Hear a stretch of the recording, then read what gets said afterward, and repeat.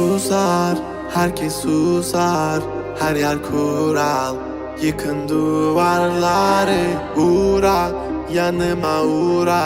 Bir yazı tura, bükelim tüm kolları. Koy koy yeni bir kat, onu da geçeyim iyi bir fark. Zoruna gidenin dili kurak, kapalı kapıya çeneni tak. Boş ver geri topla, verdiğin değerin dili olsa. Kalbimi vurmuş gidiyorsan, acı diliyorsan ve de biliyorsan. Kızgın güllerin üstüne düşmüş dolunayım ben. Soldum bir kere geriye dönersem yok olayım ben. Koştum bir firara, beni ölmezsem yine ara. Kara kış gibiyim sobalara, bizi doldursun odalara. Kızgın güllerin üstüne düşmüş dolunayım ben. Soldum bir kere geriye dönersem yok olayım ben. Koştum bir firara, beni ölmezsem yine ara. Kara kış gibiyim sobalara, bizi doldursun odalara.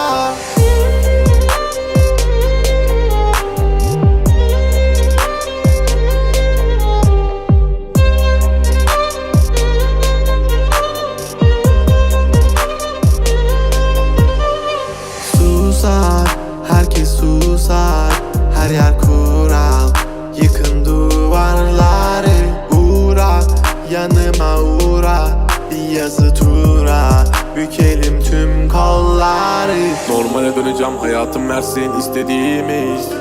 Zorlama düşerim, şeytan duymasın dinlediğimi. Koy baba gitsin fırlavan, zorlama kadere trip atma. Trip atma, trip atma. Normale döneceğim, hayatım versin istediğimi. Zorlama düşerim, şeytan duymasın dinlediğimi.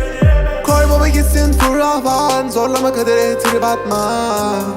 Trip atma, trip atma. Kızgın güllerin üstüne